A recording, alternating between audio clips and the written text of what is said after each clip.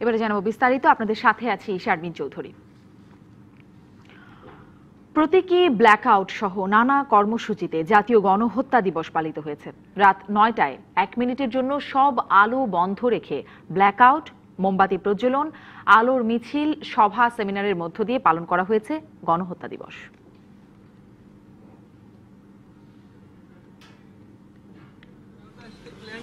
সন্ধ্যায় রাজধানীর বিভিন্ন জায়গায় মোমবাতি প্রজ্বলন করে স্মরণ করা হয় ২৫শে মার্চ রাতে গণহত্যার শিকার হওয়া মানুষদের। রাজধানী মুক্তিযুদ্ধ জাদুঘর, ধানমন্ডি ৩২-এ এই কর্মসূচি পালিত হয়। পুরানা পল্টনের মুক্তিভবন থেকে শিখা চিরন্তন পর্যন্ত আলোর মিছিল বের করা হয়। এসব জায়গায় শহীদদের সম্মান জানাতে উপস্থিত হয়েছিলেন মুক্তিযোদ্ধা, স্কুল কলেজের শিক্ষার্থী, সরকারি বেসরকারি প্রতিষ্ঠানের কর্মকর্তা সহ বিভিন্ন শ্রেণী পেশার হাজারো মানুষ। রাজধানী মানিক মিয়া এভিনিউতে ২৫শে মার্চের কালরাত স্মরণে সাংস্কৃতিক অনুষ্ঠান হয়েছে। বিকেলে সোহরাওয়ার্দী উদ্যানে শিখা চিরন্তনে ফুল দিয়ে শ্রদ্ধা জানানোর মধ্য দিয়ে দিবসটি পালন করেন ১৪ দলের নেতাকর্মীরা। ২৫শে মার্চকে আন্তর্জাতিক গণহত্যা দিবস হিসেবে স্বীকৃতির জন্য সরকারের প্রতি দাবি জানিয়ে প্রয়োজনীয় উদ্যোগ নেওয়ার আহ্বান জানান তারা। Jewel Theotonius, DBC news. ২৫শে মার্চের কাল রাতে নিহতদের স্মরণে কেন্দ্রীয় শহীদ মিনারে চলছে আলোর মিছিল। সেখানে আছেন আমাদের সহকর্মী নাদিম মাহমুদ, সরাসরি চলে যাচ্ছে সেখানে। নাদিম, আলোর মিছিলের খবর আপনার কাছে জানতে চাই, আপনি কেমন দেখছেন সেখানে?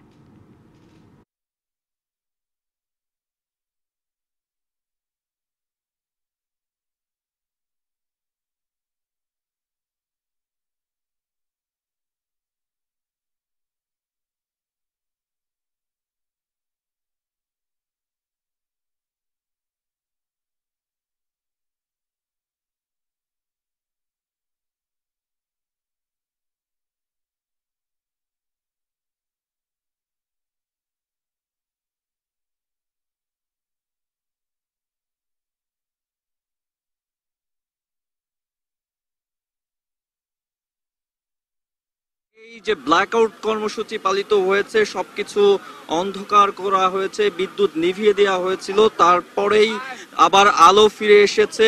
এই মুহূর্তে কেন্দ্রীয় শহীদ মিনার থেকে স্বাধীনতার যে ৪৮টি বছর পূর্ণ হয়েছে তার স্মারক হিসেবে ৪৮টি মশাল প্রজ্বলন করার মধ্য দিয়ে কেন্দ্রীয় শহীদ মিনার থেকে জগন্নাথ হলের উদ্দেশ্যে পদযাত্রা শুরু করেছেন শত শত মানুষ। এই যাত্রায় যেমন মুক্তিযোদ্ধা রয়েছেন, বিভিন্ন শহীদ পরিবারের সদস্যরা রয়েছেন, বিপুল সংখ্যক তরুণ প্রজন্মের মানুষ রয়েছেন। তারা ধীরে ধীরে জগন্নাথ হলে যে গণকবর রয়েছে ১৯৭১ সালের ২৫শে মার্চ সেই ভয়াল রাতে ঢাকা বিশ্ববিদ্যালয়ের জগন্নাথ হল, ঢাকা বিশ্ববিদ্যালয়ের সার্জেন্ট জহুরুল হক হল, রোকেয়া হল সহ ঢাকা শহর জুড়ে যে তাণ্ডব চালিয়েছিল পাকিস্তানি সেনাবাহিনী, সেই তাণ্ডব লীলার প্রতি ঘৃণা যেমন প্রদর্শন করছেন তারা, পাশাপাশি তারা সেই ঘটনায় যারা শহীদ হয়েছিলেন সেই শহীদদের প্রতি শ্রদ্ধা নিবেদন করছেন এই আলোর মিছিলের মধ্য দিয়ে। পাশাপাশি ১৯৭১ সালের ২৫শে মার্চে যে ভয়াবহ গণহত্যা সংঘটিত হয়েছিল এবং তারই ধারাবাহিকতায় পুরো ৯ মাস জুড়ে যে বাংলাদেশের স্বাধীনতা যুদ্ধ হয়েছিল, সেখানে পাকিস্তানি বাহিনী এবং তাদের দোসরেরা যে গণহত্যা চালিয়েছিল এবং ৩০ লাখ মানুষকে হত্যা করা হয়েছিল, সেই ঘটনার যারা শহীদ হয়েছেন ৩০ লাখ শহীদ, তাদের প্রতি শ্রদ্ধা জানিয়ে এই মশাল প্রজ্বলন করা হয়েছে এবং এই মশাল থেকে কিন্তু শত শত মানুষ তাদের মোমবাতি জ্বালিয়ে নিচ্ছেন এবং তারা এই আলোর মিছিলে সমবেত হয়েছেন।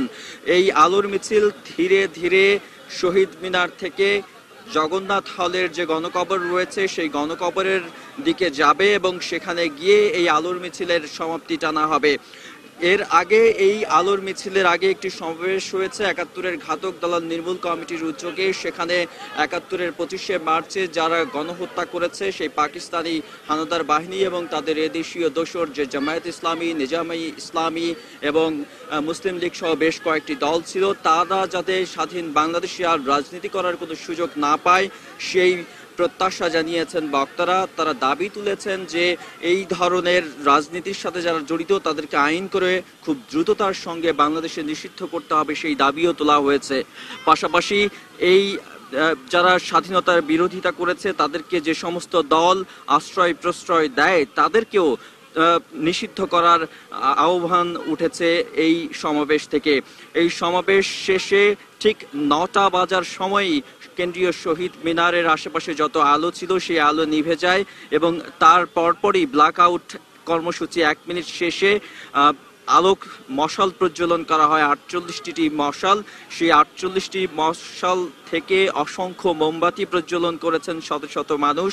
তারা এখন ধীরে ধীরে জগন্নাথ হলের যে গণকবর রয়েছে, শহীদদের সমাধি রয়েছে, সেই দিকে তারা ধাবিত হচ্ছেন। সেখানে গিয়ে তারা শহীদদের প্রতি শ্রদ্ধা নিবেদন করবেন। সেই শ্রদ্ধা নিবেদন শেষে সেখানে আরও একটি অনুষ্ঠান রয়েছে।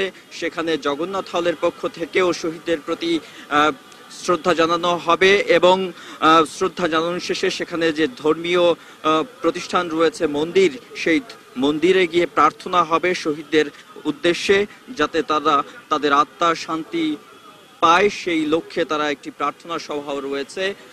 শারমিন, সবকিছু মিলে 25শে মার্চের যে ভয়াবহতা ছিল 1971 সালে ব্ল্যাক আউট কর্মসূচির মধ্য দিয়ে, সেটি যেমন মানুষকে জানিয়ে দেওয়ার একটা প্রচেষ্টা ছিল, পাশাপাশি মানুষ সেটি যাতে অনুধাবন করতে পারে, প্রজন্ম থেকে প্রজন্ম যাতে সেটি তারা জানতে পারে, সেই জায়গাটিও কিন্তু তৈরি করা হয়েছে এবং বিপুল সংখ্যক তরুণ প্রজন্মের মানুষ এই কর্মসূচিতে অংশগ্রহণের মধ্য দিয়ে সেই আশা সফল হয়েছে বলে আয়োজকরা মনে করেন।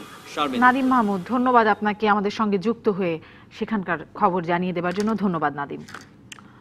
25শে মার্চকে আন্তর্জাতিকভাবে গণহত্যা দিবস হিসেবে স্বীকৃতি আদায় বিভিন্ন দেশের কূটনীতিকদের প্রতি আহ্বান জানিয়েছেন বিশিষ্টজনেরা। বিকেলে রাজধানীর একটি হোটেলে আওয়ামী লীগের আন্তর্জাতিক সম্পর্ক বিষয়ক উপকমিটি আয়োজিত সেমিনারে এই আহ্বান জানান তারা। সেমিনারে পররাষ্ট্র প্রতিমন্ত্রী শাহরিয়ার আলম বলেন, আন্তর্জাতিক সম্প্রদায়ের সমর্থন ছাড়া 25শে মার্চকে আন্তর্জাতিক গণহত্যা দিবস হিসেবে স্বীকৃতি পাওয়া সম্ভব নয়। গণহত্যার স্বীকৃতি ও অপরাধীদের বিচার প্রশ্নে বিশ্ব সম্প্রদায়ের দায়বদ্ধতা এড়িয়ে যাওয়ার সুযোগ নেই উল্লেখ করে 71-এর শহীদ বুদ্ধিজীবীদের সন্তানরা গণহত্যাকারীদের বিচার দাবি করেন। বলেন, এই গণহত্যার বিচার না হলে বিশ্বে এ ধরনের অপরাধ বন্ধ হবে না। সেমিনারে প্রধানমন্ত্রীর তথ্য উপদেষ্টা ইকবাল সোবহান চৌধুরী, ডিবিসি নিউজের প্রধান সম্পাদক মঞ্জুরুল ইসলাম, অ্যাটকোর সহ সভাপতি মোজাম্মেল বাবু সহ অন্যান্যরা উপস্থিত ছিলেন। We are not after any particular country for naming and shaming. It's very important for their own sake even, for the recognition and mistakes made by their predecessors. One day, the international community will come up and approve this genocide day. It is not only the genocide day for Bangladesh, it is the genocide day for international community. 25শে মার্চকে জাতীয় গণহত্যা দিবস পালন করল 14 দল। 1971 সালের এই দিনে পাকিস্তানি হানাদার বাহিনী নিরস্ত্র বাঙালির উপর নৃশংস হত্যাকাণ্ড চালায়। সেদিন যারা শহীদ হয়েছিলেন তাদের স্মরণে প্রতি বছর দিবসটি পালন করে বিভিন্ন সংগঠন। সোহরাওয়ার্দী উদ্যানে শিখা চিরন্তনে ফুল দিয়ে শ্রদ্ধা জানানোর মধ্য দিয়ে দিবসটি পালন করেন 14 দলের নেতাকর্মীরা। এ সময় 25শে মার্চে গণহত্যার শিকার হওয়া শহীদদের স্মরণ করেন তারা। এই দিনটিকে আন্তর্জাতিক গণহত্যা দিবস হিসেবে স্বীকৃতির জন্য সরকারের প্রতি দাবি জানিয়ে প্রয়োজনীয় উদ্যোগ নেয়ার আহ্বান জানান তারা।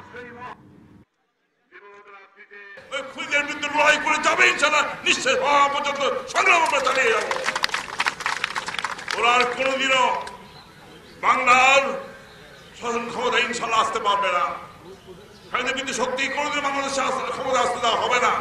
এটা আমাদের অঙ্গীকার, প্রতিজ্ঞা এই 25শে মার্চের এই গণহত্যা দিবসে। 71-এর 25শে মার্চকে আন্তর্জাতিক গণহত্যা দিবস হিসেবে স্বীকৃতির দাবি অনেক দিনের। তবে গবেষকদের মতে 9 ডিসেম্বর আন্তর্জাতিক গণহত্যা দিবস হওয়ায় তা 25শে মার্চ করা কঠিন। অবশ্য মুক্তিযুদ্ধ বিষয়ক মন্ত্রীর দাবি, আন্তর্জাতিক গণহত্যা দিবস হিসেবে 25শে মার্চই বেশি যৌক্তিক এবং স্বীকৃতি আদায়ে কূটনৈতিক তৎপরতা অব্যাহত আছে।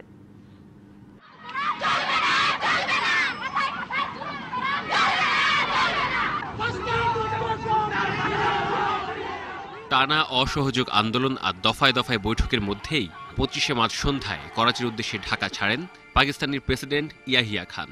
সেনাবাহিনীর কাছে রেখে যান বাঙালি হত্যার নীল নকশা, অপারেশন সার্চলাইট। 25শে মার্চ রাত 11:30। আগেই কারফিউ জারি করে সারা দেশ থেকে বিচ্ছিন্ন করা হয়েছিল ঢাকাকে। বন্ধ করে দেয়া হয়েছিল সব ধরনের যোগাযোগ ও গণমাধ্যম। ট্যাঙ্ক সহ আধুনিক সমরাস্ত্র নিয়ে নিরস্ত্র ও ঘুমন্ত বাঙালির উপর ঝাঁপিয়ে পড়ে পাকিস্তানি সেনারা। ঢাকার বিভিন্ন স্থানে, এমনকি ঢাকার বাইরে বিশেষত সেনানিবাসের নিকটস্থ শহরগুলোতে প্রায় একই সময়ে চট্টগ্রাম, কুমিল্লা, রংপুর, সৈয়দপুর, বগুড়া, দিনাজপুর, রাজশাহী, সিলেট সহ বিভিন্ন শহরে গণহত্যা চালানো হয়। ওয়ার ক্রাইমস ফ্যাক্টস ফাইন্ডিং কমিটির তথ্যানুযায়ী সবচেয়ে বেশি নৃশংসতা সংঘটিত হয়েছিল ঢাকা বিশ্ববিদ্যালয় জগন্নাথ হল, রোকেয়া হল সংলগ্ন এলাকা, সলিমুল্লাহ মুসলিম হল, ইঞ্জিনিয়ারিং স্কুল অ্যান্ড কলেজ, শাঁখারী বাজার, রাজারবাগ, পিলখানা, কারওয়ান বাজার ও লোহারপুল এলাকায় এক রাতেই প্রাণ হারায় প্রায় 20,000 মানুষ। 25শে মার্চের এই কালরাত্রি জাতীয় গণহত্যা দিবস হিসেবে পালিত হচ্ছে 3 বছর ধরে। দাবি উঠেছে আন্তর্জাতিক গণহত্যা দিবস হিসেবে স্বীকৃতি ও পালনের। এ নিয়ে আছে দ্বিমত। 9 ডিসেম্বর হওয়ার কোনো যুক্তি নেই।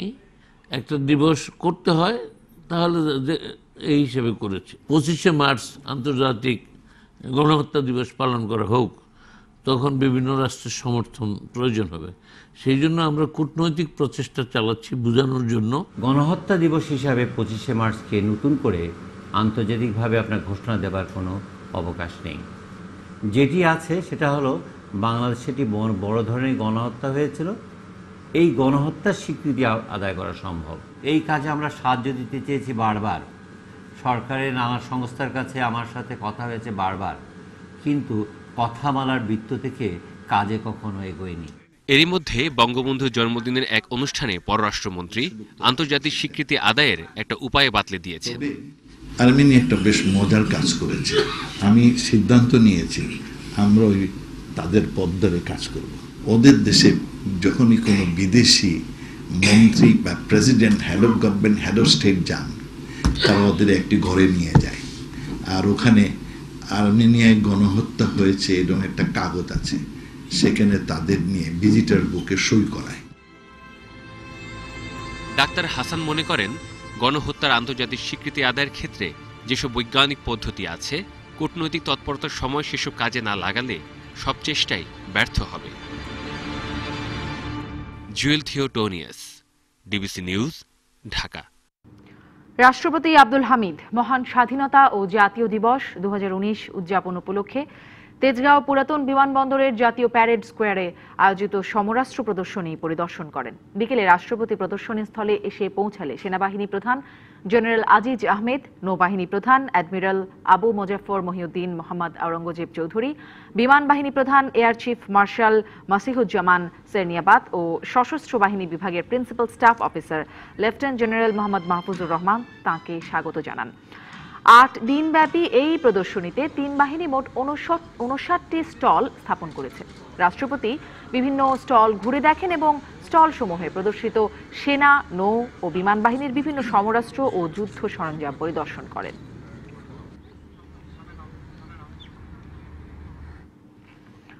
সব দলকে সাথে নিয়ে বাকশালের মাধ্যমে বঙ্গবন্ধু অর্থনৈতিক উন্নয়ন করতে চেয়েছিলেন বলে জানিয়েছেন প্রধানমন্ত্রী শেখ হাসিনা। সকালে এবারের স্বাধীনতা পুরস্কার প্রদান অনুষ্ঠানে একথা বলেন প্রধানমন্ত্রী। বঙ্গবন্ধু আন্তর্জাতিক সম্মেলন কেন্দ্রে আয়োজিত অনুষ্ঠানে এবছরের 13 জন বিশিষ্ট ব্যক্তি ও একটি প্রতিষ্ঠানকে স্বাধীনতা পদকে ভূষিত করা হয়েছে। এবার স্বাধীনতা ও মুক্তিযুদ্ধে শহীদ বুদ্ধিজীবী মোফাজ্জল হায়দার চৌধুরী, শহীদ ATM Zafar Alam, AKM Mozammel Haque, engineer Mosharraf Hossain, doctor কাজী মিসবাহুন নাহার, মরহুম অধ্যাপক আব্দুল খালেক, অধ্যাপক মোহাম্মদ খালেক ও মরহুম ব্যারিস্টার শওকত আলী খান, চিকিৎসা বিজ্ঞানে ব্রিগেডিয়ার জেনারেল নুরুন্নাহার ফাতেমা বেগম, সমাজসেবায় ডক্টর কাজী খলিকুজ্জামান আহমদ, সংস্কৃতিতে মুর্তজা বশির, সাহিত্যে হাসান আজিজুল হক, গবেষণা ও প্রশিক্ষণে অধ্যাপক ডক্টর হাসিনা খান এই পদক পেয়েছেন। বিজ্ঞান ও প্রযুক্তিতে অবদানের স্বীকৃতি হিসেবে স্বাধীনতা পদক পেয়েছে বাংলাদেশ পরমাণু কৃষি গবেষণা ইনস্টিটিউট। মরণোত্তর পদক পাওয়াদের স্বজন এবং প্রতিষ্ঠানটির পক্ষে মহাপরিচালক পুরস্কার গ্রহণ করেন। প্রধান অতিথির বক্তব্যে প্রধানমন্ত্রী শেখ হাসিনা বলেন, বাকশালের মাধ্যমে সব দলকে সাথে নিয়ে অর্থনৈতিক উন্নয়ন করতে চেয়েছিলেন বঙ্গবন্ধু। পরাজিতরা যখন দেখল জাতীয় ঐক্য গঠন করে বঙ্গবন্ধু অর্থনৈতিক উন্নয়নের পথে হাঁটছেন, তখনই তাকে হত্যার ষড়যন্ত্র করা হয়।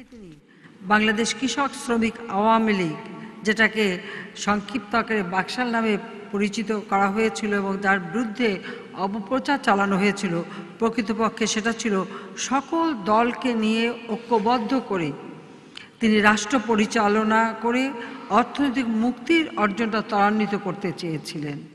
প্রধানমন্ত্রী বলেন, 25শে মার্চকে গণহত্যা দিবস হিসেবে স্বীকৃতি আদায়ের প্রচেষ্টা অব্যাহত রাখতে হবে। যে স্বাধীনতার সুফলটার জন্য বাংলার জনগণের দোরগোড়ায় পৌঁছাতে পারে, সাধারণ মানুষের কাছে পৌঁছাতে পারে এবং আর্থসামাজিকভাবে যেন আমরা উন্নত হতে পারি এবং উন্নত জাতি হিসেবে বিশ্বের জন্য আমরা একটা মর্যাদা ফিরে পেতে পারি, সেটাই আমাদের লক্ষ্য। এই দিনটি গণহত্যা দিবস হিসেবে যাতে আন্তর্জাতিক স্বীকৃতি পায়, সেটার জন্য আমাদের প্রচেষ্টা চালাতে হবে। 2018 সাল পর্যন্ত 265 জন বিশিষ্ট ব্যক্তি ও 26টি প্রতিষ্ঠান স্বাধীনতা পুরস্কারে ভূষিত হয়েছেন। Mahim Mustafiz, DBC news, Dhaka.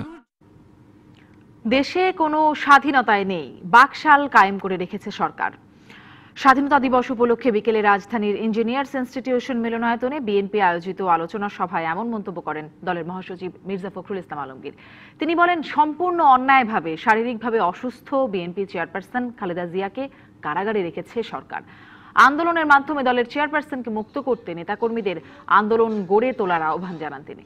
অনুষ্ঠানে দলের স্থায়ী কমিটির সদস্য খন্দকার মোশাররফ হোসেন বলেন, আওয়ামী লীগ গণতন্ত্রকে হত্যা করেছে, এটা পুনরুদ্ধার করতে খালেদা জিয়ার মুক্তি প্রয়োজন।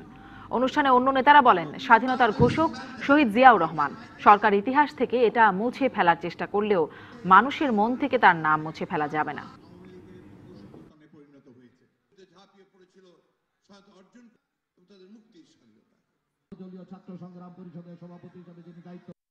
নির্যাতন নিপীড়নের মধ্য দিয়ে ছদ্মবেশে একটা বাকশাল প্রতিষ্ঠা করতে চলেছে এই সরকার।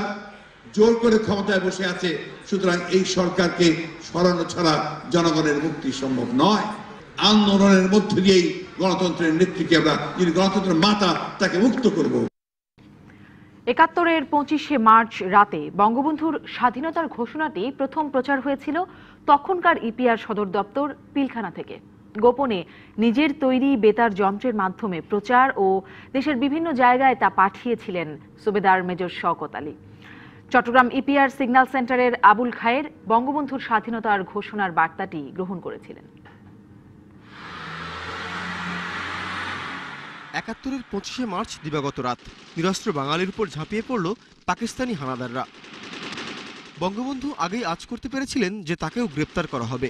তার আগেই স্বাধীনতার ঘোষণাটি বিশ্বস্ত কয়েকজন ছাত্রনেতার মাধ্যমে পাঠিয়ে দেন পিলখানা ইপিআর সিগন্যালে কর্মরত সুবেদার মেজর শওকত আলীর কাছে। পিলখানার 2 নম্বর গেট দিয়ে শওকত আলীর কাছে তা পৌঁছে দেন তখনকার ছাত্রনেতা কাজী আরিফ সহ কয়েকজন। ফার্স্ট সেলিং শুরু হওয়ার সঙ্গে সঙ্গেই কিন্তু আব্বা ঘোষণাটা সম্প্রচার করেন। তাতে আমরা বুঝি যে তার উপরে সেরকমই নির্দেশ ছিল বঙ্গবন্ধুর। আব্বার যিনি ছিলেন সাথে সহকর্মী, উনি আর কি বলছেন যে আমার এত হাত কাঁপছিল যে আমি আর পারিনি। তখন স্যার ওই অপশনটা অন রেখে নিজেই আমাকে সরিয়ে দিয়ে বসে টিজি অপশনে আর কি ওটা পাঠাতে থাকেন। চট্টগ্রামে ইপিআর সিগন্যাল সেন্টারে সেদিন রাতে দায়িত্ব পালন করছিলেন তরুণ সিগন্যালম্যান আবুল খায়ের। হঠাৎ করে একটা সিগন্যাল আসলো পিলখানা, ফ্রম পিলখানা। যখন বঙ্গবন্ধু পাইছি আমি, এখানে লেখা আছে মেসেজ ফ্রম বঙ্গবন্ধু, তখন তো আমার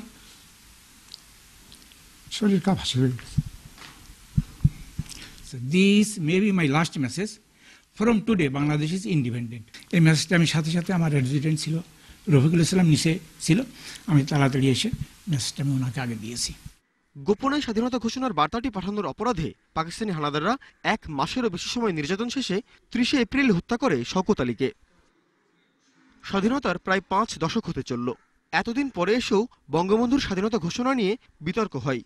কি করে সম্ভব যে একজন আর্মি পার্সন যিনি নিয়ম শৃঙ্খলার মধ্যে আছেন, জনগণের কন্ট্যাক্টে নাই, তিনি ডাক দিলেন? কে জিয়াউর রহমানকে চিনত? স্বাধীনতার যুদ্ধ যেটা শুরু হয়েছে এটা জনগণ শুরু করেছে এবং জনগণ এটা সেই রকম নেতার কাছ থেকেই আহ্বান এসেছে বলেই জীবন মন করেই নামতে পেরেছে। তো সেই আহ্বানটা তো যে সে মানুষের কাছ থেকে আসা সম্ভব না। বঙ্গবন্ধু মেসেজটা দিয়েছেন আমার সুবেদার মেজরের মাধ্যমে, আমি রিসিভ করেছি। একেবারে কোরআন যেমন সত্য, মেসেজটা সত্য। কিন্তু যারা বিতর্ক করে, যে বিতর্ক, যাকে নিয়ে বিতর্ক, সে কিন্তু বিতর্ক করেনি। এই দুজনের প্রত্যাশা নতুন প্রজন্ম যেন মুক্তিযুদ্ধের সঠিক ইতিহাস জানতে পারে, কেউ যেন তাদের বিভ্রান্ত করতে না পারে। বিকাশ বিশ্বাস, ডিবিসি নিউজ, ঢাকা। মানবতাবিরোধী অপরাধের অভিযোগে গাইবান্ধার 9 রাজাকারের বিরুদ্ধে চূড়ান্ত তদন্ত প্রতিবেদন প্রকাশ করেছে আন্তর্জাতিক অপরাধ ট্রাইব্যুনালের তদন্ত সংস্থা। রাজধানীর ধানমন্ডিতে সংস্থাটির কার্যালয়ে তদন্ত প্রতিবেদন প্রকাশ করেন প্রধান সমন্বয়ক মোহাম্মদ হান্নান খান। 9 জন হলেন মুফাজ্জল হক প্রধান ওরফে মুফা, আব্দুল করিম, শরীফুদ্দিন, শামসুল ইসলাম খান, সেকান্দার আলী, ইসমাইল হোসেন, আকরাম প্রধান, হাফিজুর রহমান ও আব্দুল মান্নান। এর মধ্যে শরীফুদ্দিন, শামসুল ইসলাম ও আব্দুল মান্নান পলাতক। 1971 সালের 10 মে আসামিরা কাটাবাড়ি ইউনিয়নের 7 নম্বর কাটাবাড়ি গ্রামের মণ্ডল পরিবারের সদস্যদের অপহরণের পর নির্যাতন ও জবাই করে হত্যা করে লুণ্ঠন চালায়। 22 জুলাই মহিমগঞ্জ ইউনিয়নের বালুয়া গ্রামের ইউনুস আলী আকন্দের বাড়িতে তাঁর স্ত্রী সহ 2 জনকে ধর্ষণ করে। 3রা আগস্ট রাতে আসামিরা গোবিন্দগঞ্জের শ্রীপতিপুর গ্রামে হত্যা ও 1 জনকে ধর্ষণ করে। 7ই ডিসেম্বর গোবিন্দগঞ্জের 1 নম্বর কাটাবাড়ি গ্রামের 2 জন মুক্তিযোদ্ধাকে অপহরণের পর হত্যা ও লুণ্ঠন চালায়। 1 এপ্রিল থেকে 10 শিক্ষা বোর্ডে উচ্চ মাধ্যমিক পরীক্ষা শুরু হবে। এজন্য 1 এপ্রিল থেকে 6 মে পর্যন্ত সব ধরনের কোচিং সেন্টার বন্ধ থাকবে। দুপুরে সচিবালয়ে শিক্ষা মন্ত্রণালয়ের সভাকক্ষে আয়োজিত সংবাদ সম্মেলনে একথা জানান শিক্ষামন্ত্রী ডাক্তার দীপু মনি। এবছর মোট 13,51,309 জন পরীক্ষার্থী অংশ নেবে বলেও জানান মন্ত্রী। এবারের উচ্চ মাধ্যমিক পরীক্ষা সুষ্ঠুভাবে সম্পন্ন করার লক্ষ্যে শিক্ষা মন্ত্রণালয় বেশ কিছু পদক্ষেপ নিয়েছে। প্রশ্নপত্র পরীক্ষা কেন্দ্রে যাবে কাগজের খামের বদলে বিশেষ অ্যালুমিনিয়াম ফয়েল খামে। প্রশ্নপত্র ফাঁস ঠেকাতে সামাজিক যোগাযোগ মাধ্যম বিশেষ মনিটরের আওতায় থাকবে। এছাড়া পরীক্ষা কেন্দ্রে দায়িত্বরত শিক্ষকদের মোবাইল ফোনের সুবিধা সহ ঘড়ি, কলম ব্যবহারে নিষিদ্ধ করা হয়েছে।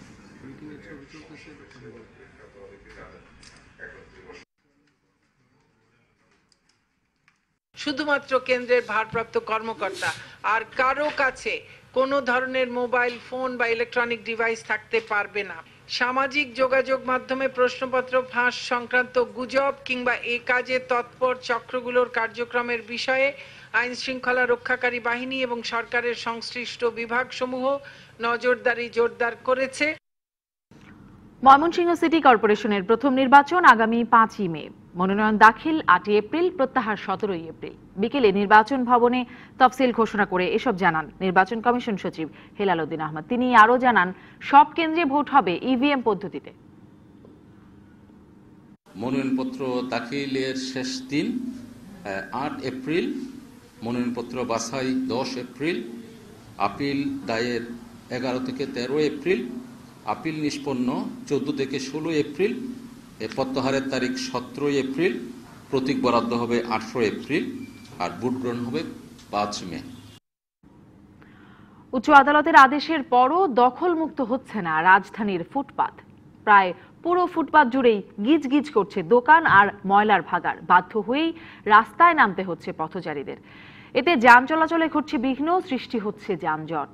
এই অবস্থা থেকে মুক্তি পেতে আইনের যথাযথ প্রয়োগের পাশাপাশি ফুটপাত ঢেলে সাজানোর পরামর্শ সংশ্লিষ্টদের।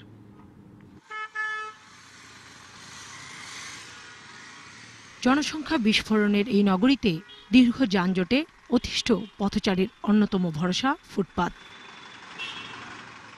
কিন্তু কোনো উপায় নেই, দখল অব্যবস্থাপনায় বন্ধ মানুষের হাঁটার পথ।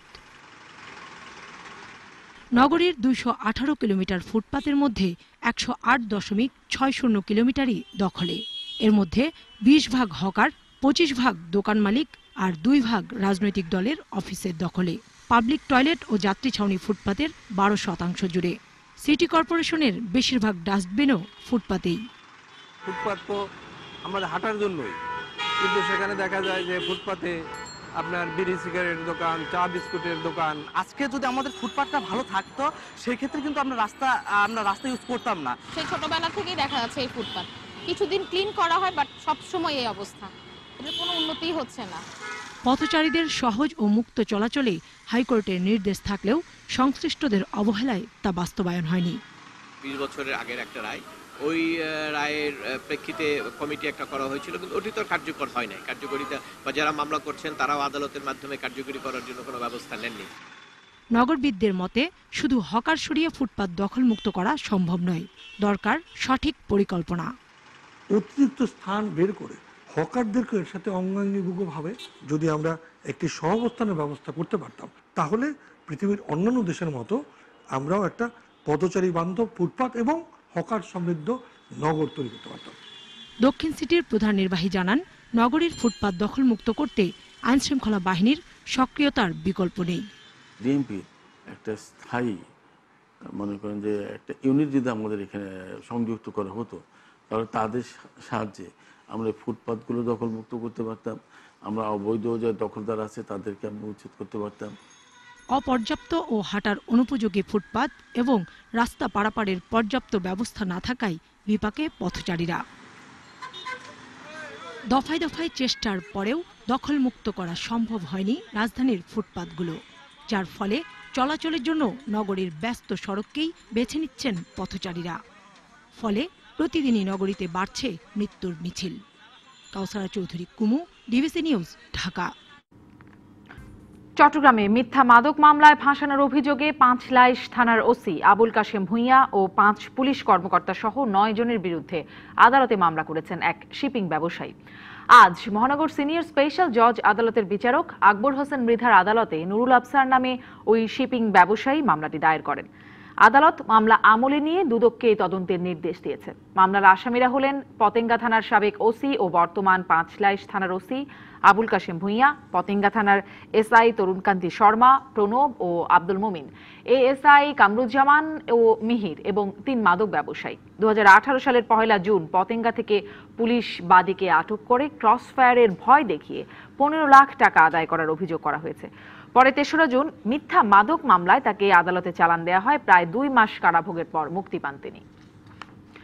বাস থেকে ধাক্কা দিয়ে সিলেট কৃষি বিশ্ববিদ্যালয়ের ছাত্র হত্যার ঘটনায় 3 জনকে আসামি করে মামলা দায়ের করেছেন সিলেট কৃষি বিশ্ববিদ্যালয়ের প্রক্টর। এদিকে জিজ্ঞাসাবাদের জন্য 10 দিনের রিমান্ড আবেদন করেছে পুলিশ। দুপুরে মৌলভীবাজার মডেল থানায় বাস চালক জুয়েল আহমেদ, সহকারী মাসুক মিয়া, সুপারভাইজার সেবুল মিয়াকে আসামি করে মামলা দায়ের করেন প্রক্টর অধ্যাপক মৃত্যুঞ্জয় কুণ্ডু।